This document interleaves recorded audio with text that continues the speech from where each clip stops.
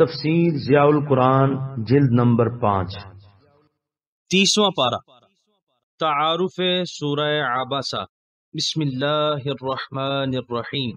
نام، اس سورت کا نام عبس ہے جو اس سورت کا پہلا کلمہ ہے۔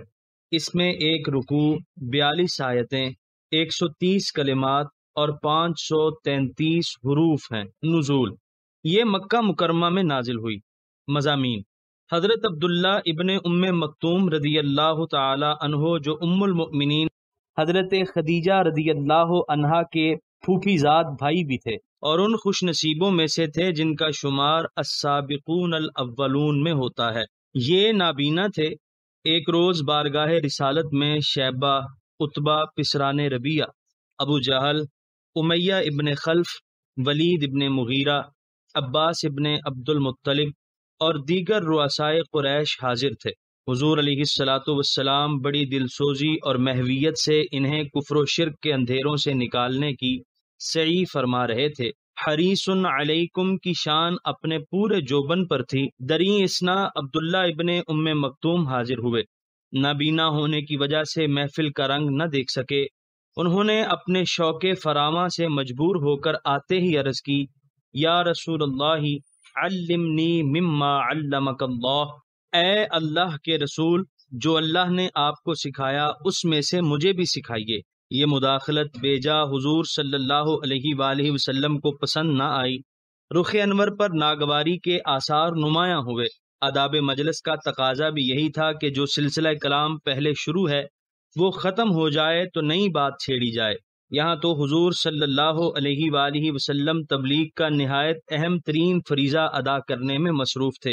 عبداللہ پہلے ہی مسلمان ہو چکے تھے۔ مزید تعلیم حاصل کرنے کے لیے ان کے پاس بے شمار مواقع تھے، لیکن اللہ تعالیٰ نے حضرت عبداللہ رضی اللہ تعالیٰ عنہ کی دلجوئی کرتے ہوئے یہ سورہ مبارکہ نازل فرمائی تاکہ دنیا کو پتہ چل جائے کہ اس بارگاہ میں شکستہ دلوں اور سوختہ جگروں کی جو قدر و منزلت ہے وہ کسی اور کی نہیں۔ یہاں ایک چیز غور طلب ہے، قرآن کریم میں دوسرے مقامات پر جہاں بھی اللہ تعالیٰ نے اپنے حبیب لبیب صلی اللہ علیہ وآلہ وسلم سے خطاب فرمایا ہے وہاں محبت، پیار اور دلجوئی کی حد کر دی گئی ہے، لیکن ان مقامات کے برعکس یہاں اسلوب بیان میں بڑا جلال ہے، انداز خطاب میں تندی کا پہلو غالب ہے۔ بظاہر غلطی حضرت عبداللہ رضی اللہ تعالی عنہ کی ہے کہ انہوں نے مجلس نبوت کے آداب کا پاس نہ رکھا، نیز حضور صلی اللہ علیہ وآلہ وسلم کسی اپنے ذاتی کام میں مصروف نہ تھے بلکہ بلغ ما انزل الیک کے حکم کی تعمیل میں مشغول تھے۔ چاہیے تو یہ تھا کہ عبداللہ کو سرزنش کی جاتی کہ انہوں نے فرائض نبوت کی ادائیگی میں مداخلت کیوں کی، لیکن ان کے بجائے اپنے محبوب کریم صلی اللہ علیہ وآلہ وسلم کو تنبیہ فرما دی کہ آپ نے ناگواری کا اظہار کیوں کیا اور اس سے بے رخی کیوں برتی۔ اس میں کیا حکمت ہے؟ آیات میں غور کرنے سے معلوم ہوتا ہے کہ ایسا تند لہجہ اختیار کر کے رؤسائے مکہ کی ایک غلط فہمی کا ازالہ کرنا مقصود ہے جس میں وہ بری طرح مبتلا تھے۔ وہ یہ سمجھتے تھے کہ اسلام کو ان کی بڑی ضرورت ہے، ان کے مسلمان ہونے سے اسلام کو 4 چاند لگ جائیں گے، پیغمبر اسلام کی عزت اور توقیر میں اضافہ ہوگا، انہیں اسلام کی چندہ ضرورت نہیں۔ اس لیے جس محفل میں وہ موجود ہوں کسی دوسرے شخص کو درخور اعتنا نہیں سمجھنا چاہیے۔ اللہ تعالیٰ نے اس سورت کی ابتدائی آیتوں میں ان کی اس غلط فہمی کو دور کر دیا کہ یہاں تو اس کو پذیرائی بخشی جاتی ہے جو خلوص اور طلب صادق لے کر حاضر ہوتا ہے، خواہ وہ مفلس و کنگال ہی کیوں نہ ہو۔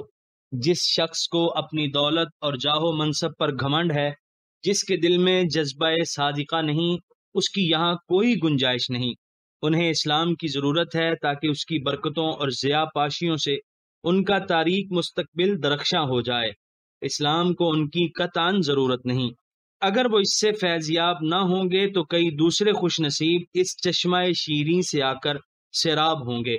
قیامت تک آنے والے رئیسوں، دولت مندوں، خاقانوں اور کیسروں کی اس غلط فہمی کو دور کر دیا۔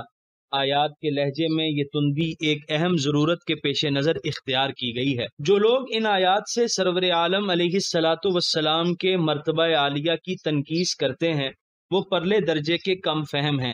پہلے بھی اہل نفاق کا یہ شیوا تھا۔ علامہ اسماعیل حقی لکھتے ہیں کہ حضرت فاروق اعظم رضی اللہ عنہ کو پتہ چلا کہ ایک امام ہمیشہ نماز میں اسی سورت کی قرات کرتا ہے، تو آپ نے ایک آدمی بھیجا جس نے اس کا سر قلم کر دیا، چونکہ وہ حضور صلی اللہ علیہ وآلہ وسلم کے مرتبہ عالی کی تنقیص کے ارادے سے اس کی قرات کیا کرتا تھا کہ مقتدیوں کے دل میں بھی حضور صلی اللہ علیہ وآلہ وسلم کی عظمت کم ہو جائے، اس لیے نگاہ فاروق میں وہ مرتد تھا، اور مرتد واجب القتل ہوا کرتا ہے۔ ایسے مقامات پر انسان کو سنبھل کر قدم اٹھانا چاہیے، مبادا ایمان کی شمع گل ہو جائے۔ آیت نمبر 17 سے ایک نیا مضمون شروع ہوتا ہے۔ انسان کی ناشکری کی کیفیت بتائی جا رہی ہے کہ جس رب کریم نے اس کو پیدا کیا اور اس کے ظاہری اعضاء اور باطنی قوا میں موضوعیت کا خیال رکھا، پھر اس کی خوراک کا سامان مہیا فرما دیا، اس کو کبھی خیال نہ آیا کہ وہ ایسے کریم پروردگار کا شکریہ ادا کرے۔ اس سے بڑھ کر اور بد نصیبی کیا ہو سکتی ہے۔ آیت نمبر 33 سے آخر تک احوال قیامت کی طرف متوجہ کر دیا تاکہ انسان آج ہی اس امتحان کے لیے تیاری شروع کر دے۔